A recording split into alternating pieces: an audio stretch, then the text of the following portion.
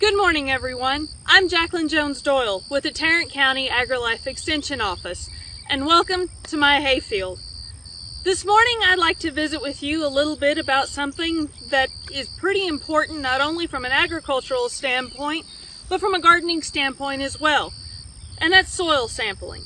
There are many ways and many reasons that we take soil samples. However, on an agricultural basis, especially in hayfield and hay production, the main reason we take soil samples is to make sure that our soil is fertile and has what it needs in order to produce the crop that we're in the process of trying to make. So this morning I want to visit with you about a few ways and a few things that you'll need in order to collect your soil samples. One thing you'll need is your soil sample bag. This is something that you can call up to your extension office, speak with your agent, and they can send you. Other aspects of things that you will need is something in order to collect your samples with. This is a soil probe. This is one way that you can collect your samples, and it's pretty simple to use. You stick it down into the ground and pull it up, and then take your samples from the inside, basically taking your core sample. This is a great way of doing it. However, depending on your soil and how dry or how wet it can be, getting it down into the soil can be easy. Getting it out might be another trick. So the other way to collect a soil sample is simply with a shovel and a bucket. And honestly, this is the way that I do it on my property, and it makes it a whole lot simpler. So before you go around and you take your soil sample, there are a few things we need to look at. How much property are we looking at? And how many random samples do we need to take on that property? For example, my hayfield is about 20 acres, which means I've gone in and I've separated it into 3 different areas. An east side, a middle, and a west. Currently, we're standing in the middle portion, which is about 5 to 7 acres here. So what I would do is I would take a random sampling of about 5 to 7 different locations within the field. And it's pretty simple on doing that.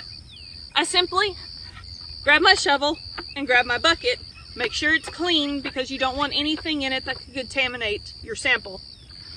I'd walk around to a few different places and simply dig up a sample. What I'm looking at doing is digging down to about 6 to 8 inches, as you can see.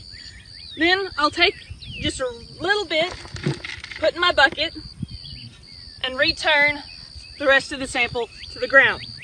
Make sure you got your root sides up. When you're looking at your sample, you're wanting to make sure that you get soil from below the root system. Reason being, that's where your nutrients are going to fall to where the root system of your grass can utilize it best. Now, I've got my random sample.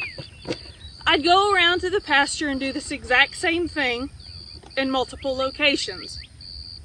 Once I'm done with that, I'd put them all in the bucket, mix them up really well. If there's any clods, kind of break those down a little bit, mix them up really well. Then go back to your sample bag.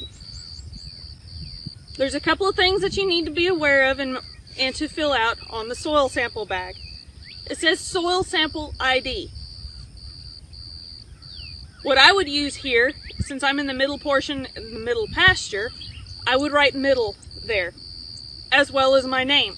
You want to make sure that each bag is labeled with location that you're getting the sample from, as well as your name. That way, in case samples get lost at the lab, they're still able to track down who it belongs to.